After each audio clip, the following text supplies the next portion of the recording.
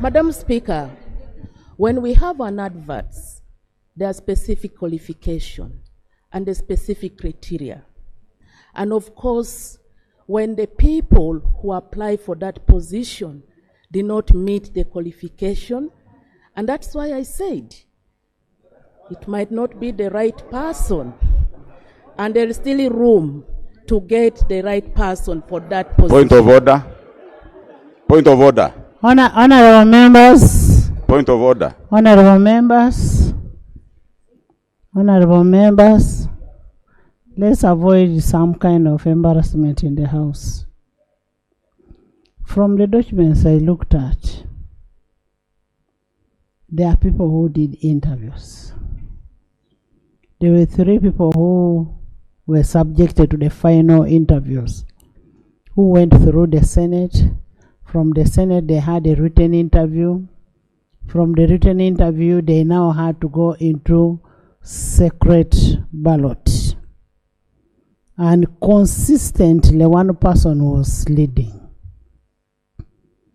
Consistently in all the 3 interviews. But when it came to giving instrument, they said you are not the right person. Let's see how to settle this thing quietly without embarrassing ourselves further. Because if it is a person we earmarked or who was earmarked who did not go through or ring-fenced, then next, yes, Aisha. Thank you so much, Right Honourable Speaker, for giving the opportunity to raise this matter under point of privilege. Right Honourable Speaker, first I join colleagues in wishing the Pope a quick recovery. But, Right Honourable Speaker, even us as members of Parliament, we are not sure whether we are safe. This morning, we saw someone who set herself on fire in front of Parliament. I expected that was supposed to be... Was it herself or himself? I am not sure whether it was her or himself. I didn't see very well the face because the trouser is not enough to tell. But he or she was putting on a yellow trouser. Right Honourable Speaker, I expected this matter to come in your communication. It brings a lot of questions. What was the intention of this person that left his home to come and set himself on fire in front of Parliament? What was he expressing? Did he communicate anything? Is it an attempted suicide? Is it a terrorist action? So not getting information, details on that action leaves us in suspense and puts us in doubt of our security.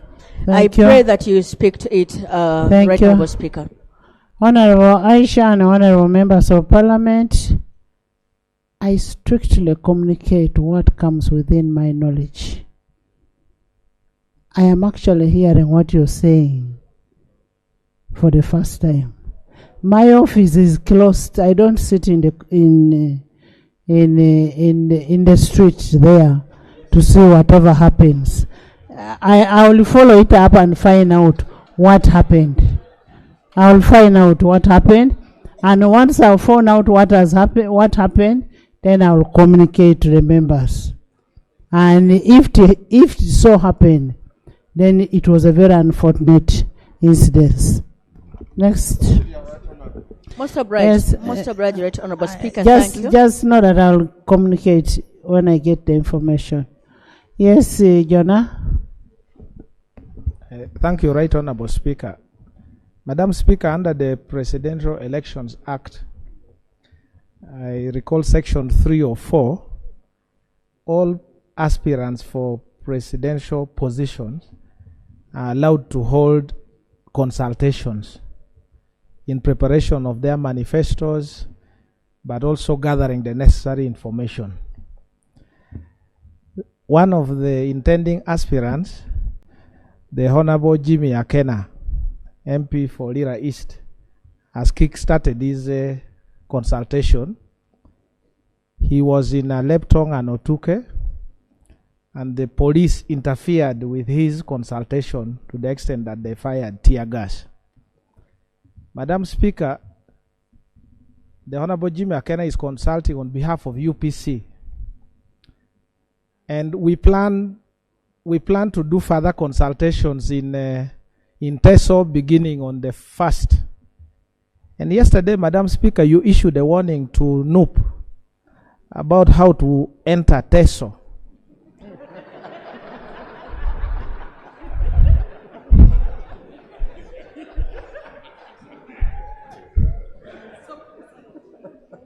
And now we are getting worried because the people of TESO have invited us to go there. But yesterday you said certain things will not happen. Please go to TESO, but don't bring our old men to parade in town. They can die on here, and you'll have no answer for it. Go to TESO. It's very free. You're very free. Yes. Thank you. So, UPC is everywhere. So, Madam Speaker, this question I wanted to ask the executive, because the main point is that the police has started interfering with the right of presidential aspirants. They have started with the UPC, but next time you never know who is next. Yeah, and we...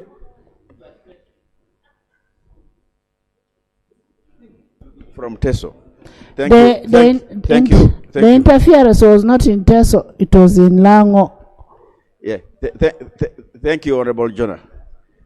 We are aware NRM and UPC are in alliance. As the marriage actually collapsed, in bed together. Yeah, they're in bed together. As there have been problems in the marriage, what is causing all this thing here?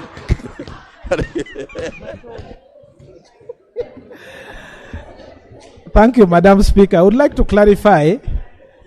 The Honorable Elijah Cooper is a former member of UPC. When parents have chosen to divorce, you the children, you don't enter to ask questions.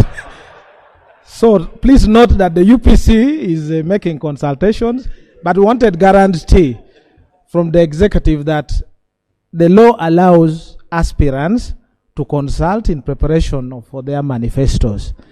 And there has been interference. A potential presidential aspirant for Gemma is here.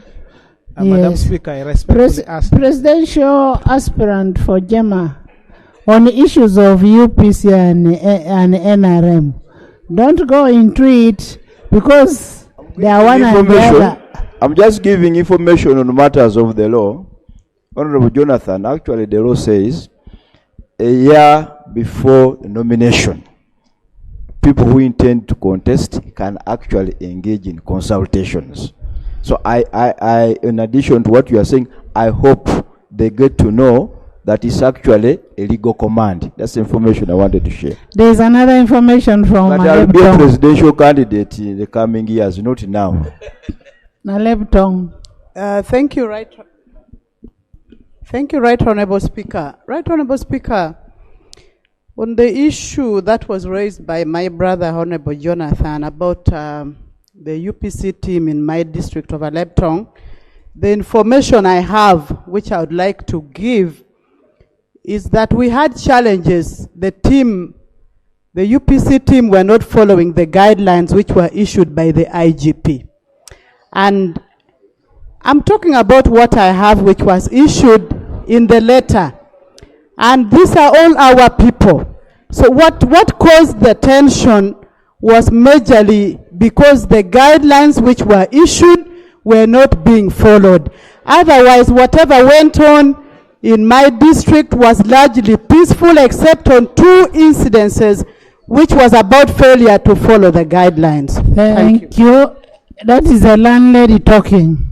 That is the landlady. Yes, Honorable Jonathan, can you finish? Thank you, Madam Speaker. I wanted to take information, then I conclude. Thank you very much, Madam Speaker. Madam Speaker, the information I wanted to give is that in 2016, in the case of Honawama Mambaba's against His Excellency Yoweri Kaguta Museveni, Supreme Court was very clear on that aspect of consultation by those who intend to be candidates, presidential, and even gave the guidelines on how it must be done. So I invite and implore our colleagues who intend to contest as the presidents that you look at that particular provision and then extract the guidelines. yes, and read what the Supreme Court said as far as consultations are concerned, so that you get to know the guidelines on how Supreme Court guided on that particular aspect. And in that way, we shall avoid all these fights that we are talking about. Thank you. That's the information I wanted to give. Thank you. Madam Speaker, thank you. I thank colleagues who have provided useful information, and I disregard the ones that are not useful. The ones that are not useful. So I kindly ask, Madam Speaker, that the executive answers to this question to reassure the country and all potential presidential and even other aspirants that their right to consult and prepare their manifestos are guaranteed. If there are any guidelines issued as alleged, that guideline must come to Parliament here so that we can check to see it conforms to the spirit of the law that we passed. I thank you, Madam Speaker. Thank you. Government. Madam Speaker, I want to thank the Honorable Jonathan, a member of the UPC, for raising that concern.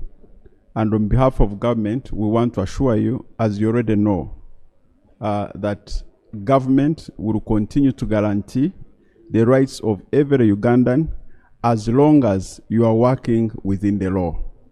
So if the UPC candidate is operating within the law, we will and we shall protect their right.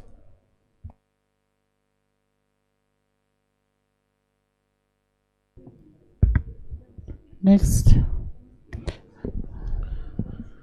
Item 7 on the order paper, bill second reading. Honorable members, I want you to bear with me. There is a bill, not a very long bill, but the minister would love to leave early. We could dispose of that bill, then we come back to the normal to the other item. So kindly bear with me. Item 7 on the order paper, bill's second reading, the Human Assisted Reproductive Technology Bill